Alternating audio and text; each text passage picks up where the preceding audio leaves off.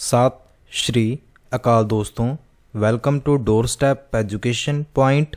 अज दी वीडियो विच पंजाबी पैडागोजी दे कुछ प्रश्नां नूं डिस्कस करन जा रहे हां। ये वीडियो तुहाडे PS टैट पेपर 1 ਅਤੇ 2 दोनों ਲਈ ही यूजफुल है। एंड जिहड़े प्रश्न आपां डिस्कस करांगे ये तुहाडे पुराने प्रश्नां विचों ही लए गए प्रश्न हैगे आ। जेकर तुसीं इन्हां नूं सुन लैंदे हो, समझ लैंदे हो, तो तुहाडी बेसिक अंडरस्टैंडिंग दे नाल नाल एक आइडिया भी हो जाएगा कि तुहाडा पेपर किहो जिहा आ सकदा आ एंड उस अकॉर्डिंग तुहाडी तैयारी भी हो जानी आ। सो वीडियो की शुरुआत करन तो पहला चैनल नूं सबसक्राइब जरूर कर दिओ, वीडियो नूं लाइक कर दिओ एंड इस सैशन की PDF नूं प्राप्त करन दे लई अपने टैलीग्राम चैनल जिहदा नाम हैगा जी डोर स्टैप एजुकेशन पॉइंट नूं ज्वाइन भी कर लिओ। सो शुरुआत करते हैं अज दे अपने पहले प्रश्न तो। जिहड़ा पेपर आपां डिस्कस कर रहे हैं ये हैगा जी वैसे पेपर 1, पर यह गल मैटर नहीं करती। दोनों एग्जाम के लिए पेपर 1 ਅਤੇ 2 दोनों ਲਈ ही ये चीज़ां यूजफुल ਹੁੰਦੀਆਂ ਨੇ एंड ਇਹਦੇ ਵਿੱਚ ਤੁਹਾਨੂੰ ਲਗਭਗ 14 ਪ੍ਰਸ਼ਨ ਦੇਖਣ ਨੂੰ ਮਿਲਣਗੇ। सो लास्ट ਤੇ ਤੁਸੀਂ ਮੈਨੂੰ ਇਹ ਜ਼ਰੂਰ ਦੱਸਿਓ ਤੁਹਾਡੇ 14 ਵਿੱਚੋਂ ਨੰਬਰ ਬਣੇ ਕਿੰਨੇ ਨੇ।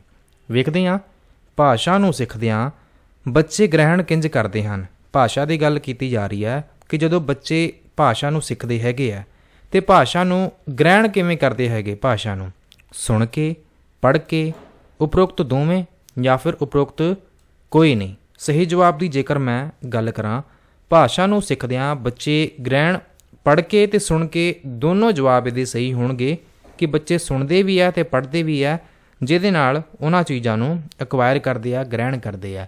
सो ऑप्शन नंबर C जवाब ते टिक लगा दिओ। अगला प्रश्न देख लैंदे आ, हेठ लिखियां विचों किहड़ा मात भाषा सिक्ख्या दा सिद्धांत है। मात भाषा की गल की जा रही है, मदर टंग की गल की जा रही है कि मात भाषा का सिद्धांत हैगा आ। ऑप्शनां नूं पढ़ लैंदे आ, मनोविग्यान तो तर्क, सौखे तो औखे, सुनना पढ़ना लिखना ਜਾਂ फिर कुदरती ढंग नाल सिखलाई। पहली जिहड़ी भाषा हुंदी है, हुण तुसीं मैनूं जवाब दसो क्योंकि पहली भाषा की गल की जा रही है। पहली भाषा नूं आपां एक्वायर करदे हां ते एक्वायर आपां नैचुरल तरीके नाल करदे हां, कुदरती ढंग नाल करदे हां। सो ऑप्शन नंबर किहड़ा जवाब सही होਊਗਾ तुसीं दसो। ऑप्शन नंबर D जवाब तुहाडा बिल्कुल ही सही होवेगा। अगे प्रश्न देखो, सुणन कौशल नूं छोटे बच्चों विच विकसित करन दे लई किहड़ा अभ्यास लाहेवंद होवेगा। सुणन कौशल की गल की जा रही है, लिसनिंग स्किल की गल की जा रही है। नाले छोटे बच्चों की इन्होंने गल की है कि जदों आपां छोटे बच्चों की गल कर रहे हैं, छोटे बच्चों की आपां लिसनिंग स्किल डिवेलप करनी है तो ये लई किहड़ी प्रैक्टिस बच्चों के लिए सब तो ज़्यादा यूजफुल हो सकती है। आपसी गलबात आपस में जदों इंटरैक्शन करनगे, आपसी गलबात या फिर गलबात का नाटकी रूप कि आपां ड्रामा प्ले वगैरह करवा सकते हैं, ਜਾਂ फिर छोटी कविता का उच्चारण, छोटी जी कविता आप पढ़ के सुना देंगे या फिर सारे। सो इत्थे पॉजिटिव जवाब तुसीं देना आ एंड इत्थे जिहड़ा पॉजिटिव जवाब लगदा पिया आपां नूं वो हैगा जी उपरोक्त सारे। उपरोक्त सारे ऑप्शन नंबर D जवाब ते टिक लगा दिओ। मैनूं नहीं लगदा इन्ने सौखे प्रश्न नूं भी कोई समझण दी भी जरूरत हैगी आ। ये तुसीं अख बंद करके भी ऑप्शन नंबर D ही लगाया होਊਗਾ। एंड पिछले सैशनां दे विच भी मैं देख पा रहा कि तुहाडे नंबर ठीक ठाक आ रहे हैं, ਜਿਹਦੇ 10+ नंबर आ रहे हैं 15 ਦੇ ਵਿੱਚੋਂ ਜਾਂ ਫਿਰ 10 ਵਿੱਚੋਂ 8-9 ਨੰਬਰ ਆ ਰਹੇ ਆ ਐਂਡ ਤੁਸੀਂ ਉਹਦੀ ਪਹਿਲਾਂ ਤਿਆਰੀ ਕੀਤੀ ਨਹੀਂ ਆ ਤੇ ਸਮਝ ਲਓ ਕਿ ਉਹ ਜਿਹੜੇ ਪ੍ਰਸ਼ਨ ਤੁਸੀਂ ਅਟੈਂਪਟ ਕਰ ਰਹੇ ਹੋ ਵਧੀਆ ਸਕੋਰ ਕਰ ਰਹੇ ਹੋ ਤੁਸੀਂ। Very good. Option number D ਜਵਾਬ ਇੱਥੇ ਸਹੀ ਆ ਜਾਊਗਾ। ਚਲੋ ਚੱਲਦੇ ਹਾਂ ਅਗਲੇ ਪ੍ਰਸ਼ਨ ਦੇ ਉੱਤੇ। ਬੋਲਣ ਕਲਾ ਨੂੰ ਵਿਕਸਿਤ ਕਰਨ ਲਈ ਕਿਹੜਾ ਅਭਿਆਸ ਜ਼ਰੂਰੀ ਹੈਗਾ ਆ। ਸੋ ਬੋਲਣ ਕਲਾ ਦੀ ਗੱਲ ਕੀਤੀ ਜਾ ਰਹੀ ਆ, ਉਹਨੂੰ ਵਿਕਸਿਤ ਕਰਨ ਦੇ ਲਈ सब तो वधिया कह लो जिहड़ा अभ्यास है जी जरूरी है सामूहिक कविता पाठ भी सारे रल के ग्रुप दे विच कविता नूं रीड करनगे, पोयम नूं रीड करनगे। ऑप्शन नंबर B बाल सभा का आयोजन करांगे या फिर उपरोक्त दोवें। सही जवाब की जेकर गल करते हैं, बोलण कला नूं आपां विकसित करन जा रहे हैं। सो सामूहिक कविता पाठ दे नाल भी ते बाल सभा का आयोजन जेकर करांगे तो उहदे विच भी बच्चे बोलणगे ही। सो दोनों नाल ही बोलण कला विकसित होगी। ऑप्शन नंबर C जिहड़ा जवाब होगा जी कि उपरोक्त दोवें, ये जवाब सही है। चलते हैं अगले प्रश्न के उत्ते। खाली थां भरो। सही सुनन प्रक्रिया नाल ਕਹੀ ਗੱਲ ਨੂੰ ਬੱਚੇ ਆਮ ਕਰਕੇ ਡੈਸ਼ ਕਰਦੇ ਹਨ। ਸੋ ਦੱਸੋ, ਖਾਲੀ ਥਾਂ ਭਰੋ। ਸਹੀ ਸੁਣਨ ਪ੍ਰਕਿਰਿਆ ਨਾਲ ਕਹੀ ਗੱਲ ਨੂੰ ਬੱਚੇ ਆਮ ਕਰਕੇ ਡੈਸ਼ ਕਰਦੇ ਆ ਜੀ। ਕੀ ਇਹਦਾ ਜਵਾਬ ਵਿਅੰਜਨ ਲੋਪ ਹੈ, ਜਾਂ ਫਿਰ ਸਵਰ ਲੋਪ ਹੈ, ਜਾਂ ਫਿਰ ਗ੍ਰਹਿਣ ਹੈ, ਜਾਂ ਫਿਰ ਸ਼ਬਦ ਲੋਪ ਹੈ? ਇਸ ਪ੍ਰਸ਼ਨ ਦਾ ਸਹੀ ਜਵਾਬ ਹੋਏਗਾ ਜੀ ਗ੍ਰਹਿਣ ਕਰਦੇ ਹੈਗੇ ਆ। ਸਹੀ ਸੁਣਨ ਪ੍ਰਕਿਰਿਆ ਨਾਲ ਬੱਚੇ ਕਹੀ ਗੱਲ ਨੂੰ ਆਮ ਕਰਕੇ ਗ੍ਰਹਿਣ ਕਰਦੇ ਹੈਗੇ ਆ, ਅਕਵਾਇਰ ਕਰਦੇ ਆ। ਸੋ ਆਪਸ਼ਨ ਨੰਬਰ ਸੀ ਜਵਾਬ ਤੇ ਟਿਕ ਲਗਾ ਦਿਓ। ਚਲਦੇ ਹਾਂ ਜੀ ਅਗਲੇ ਪ੍ਰਸ਼ਨ ਦੇ ਉੱਤੇ। ਨਾਸਕੀ ਸਵਰ ਧੁਨੀਆਂ ਨੂੰ ਅੰਕਿਤ ਕਰਨ ਦੇ ਲਈ ਟਿੱਪੀ ਦੀ ਵਰਤੋਂ ਕਿਹੜੀਆਂ ਲਗਾਂ ਨਾਲ ਹੁੰਦੀ ਹੈਗੀ ਆ? ਸੋ ਤੁਸੀਂ ਉਹ ਦੱਸਣਾ ਆ। ਇੱਕ ਸਟੈਟਿਕ ਬੇਸਡ ਹੀ ਪ੍ਰਸ਼ਨ ਹੈਗਾ ਆ ਗ੍ਰਾਮਰ ਦਾ। ਵੈਸੇ ਇਹਨਾਂ ਕੰਸੈਪਟ ਨੂੰ ਮੈਂ ਇੱਕ ਵੀਡੀਓ ਦੇ ਵਿੱਚ ਸਮਝਾ ਦੂੰਗਾ।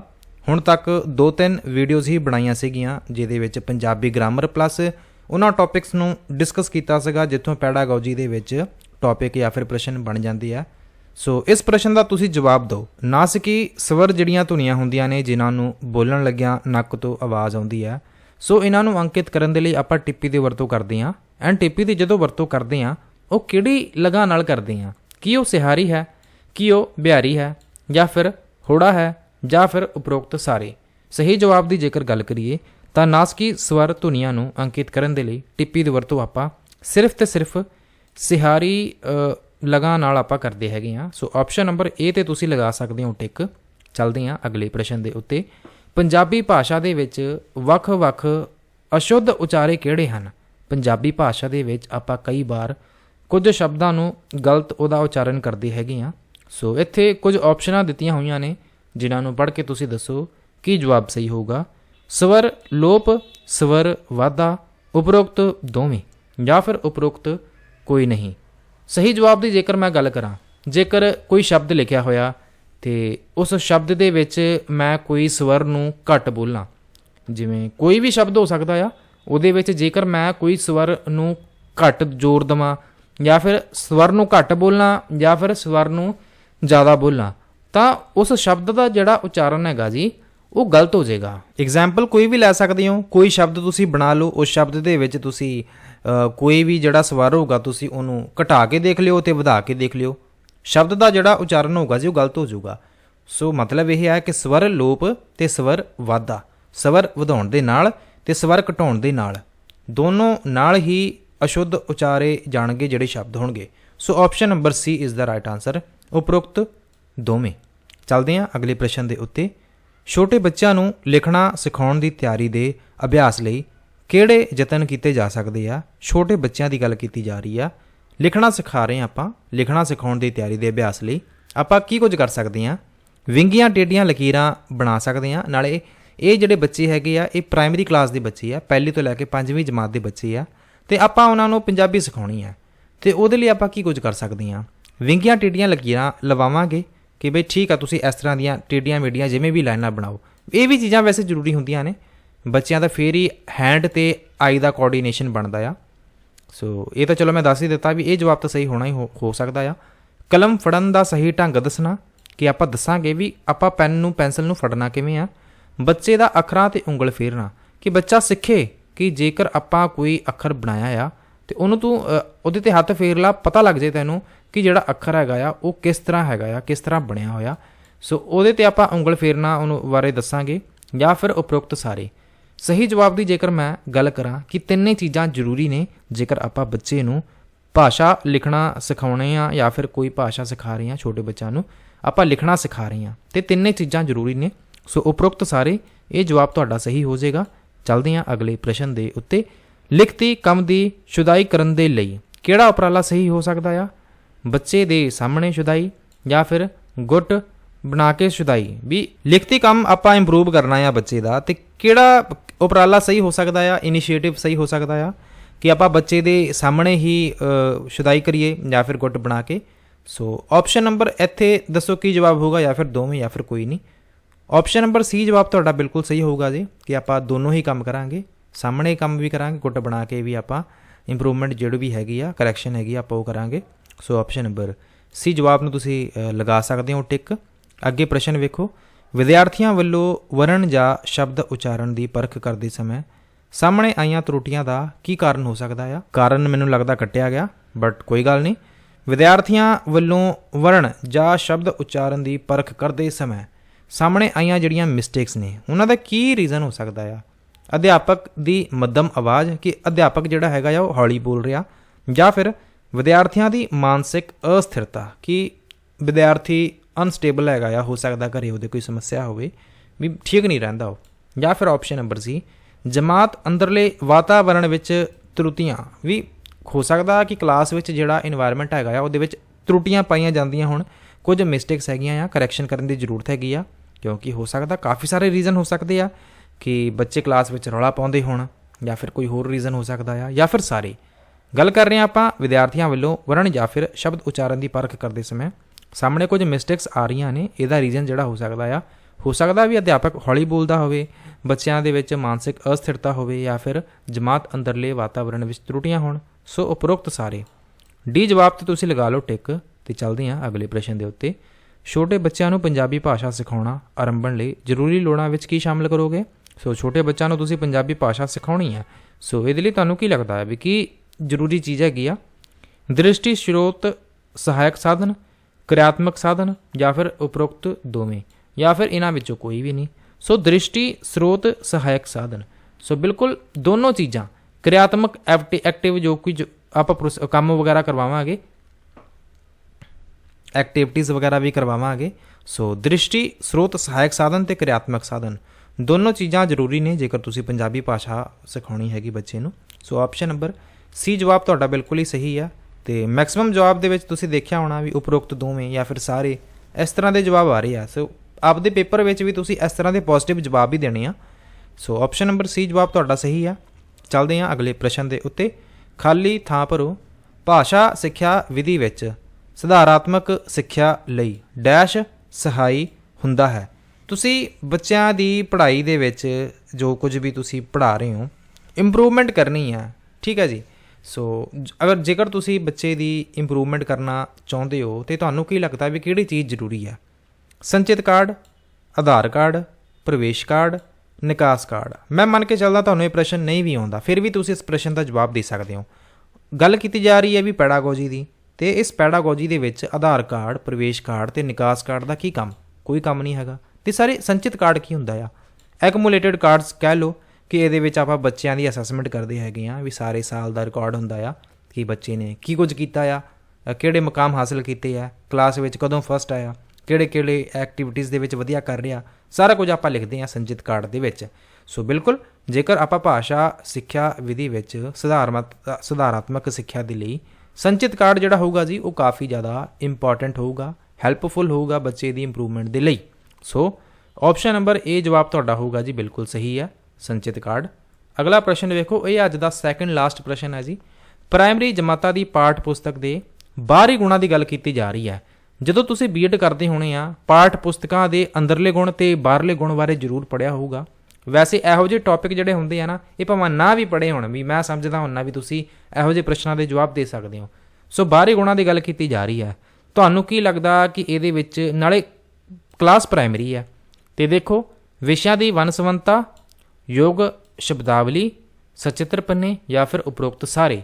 ਸੋ ਕਈ ਵਾਰ ਸਟੂਡੈਂਟ ਜਿਹੜੇ ਹੁੰਦੇ ਨੇ ਬਿਨਾਂ ਕੁਝ ਸੋਚੇ ਸਮਝੇ ਉਪਰੋਕਤ ਸਾਰੇ ਲਗਾ ਦਿੰਦੇ ਆ, ਬਟ ਹਰੇਕ ਥਾਂ 'ਤੇ ਇਹ ਜਵਾਬ ਵੀ ਸਹੀ ਨਹੀਂ ਹੁੰਦਾ।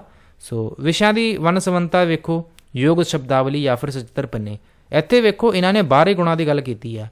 ਬਾਹਰੀ ਗੁਣਾਂ ਦੇ ਵਿੱਚ ਆਪਾਂ ਵਧੀਆ ਜਿਹੜੇ ਪੰਨੇ ਹੈਗੇ ਆ ਸਚਿੱਤਰ ਪੰਨੇ, ਇਹਨੂੰ ਆਪਾਂ ਟਿਕ ਲਗਾ ਦਾਂਗੇ।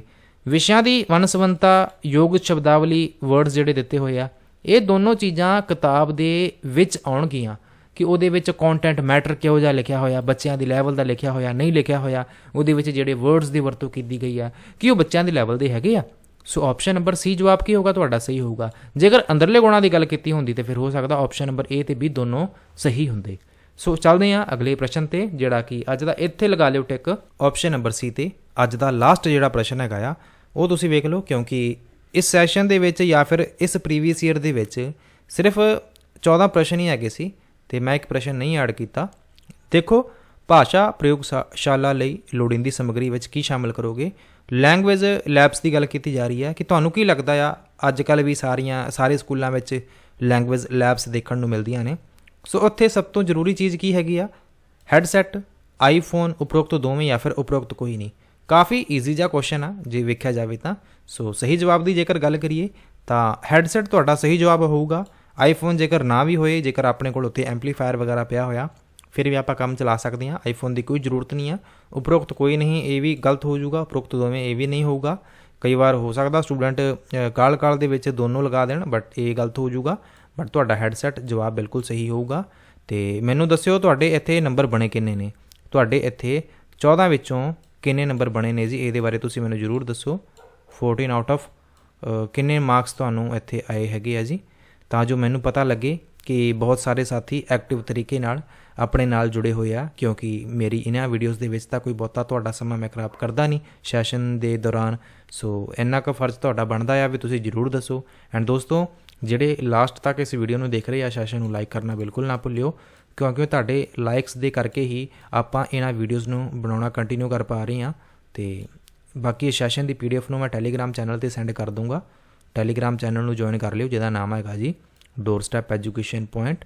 ਸੋ ਇਸ ਤਰ੍ਹਾਂ ਦੀਆਂ ਵੀਡੀਓਜ਼ ਪ੍ਰਾਪਤ ਕਰਦੇ ਰਹਿਣ ਲਈ ਆਪਣੇ ਚੈਨਲ ਨੂੰ ਸਬਸਕ੍ਰਾਈਬ ਕਰਨ ਤੋਂ ਬਾਅਦ ਬੈਲ ਆਈਕਨ ਜ਼ਰੂਰ ਪ੍ਰੈਸ ਕਰ ਲਿਓ। ਸੋ ਦਿਓ ਇਜਾਜ਼ਤ। Thank you so much for watching. God bless you all.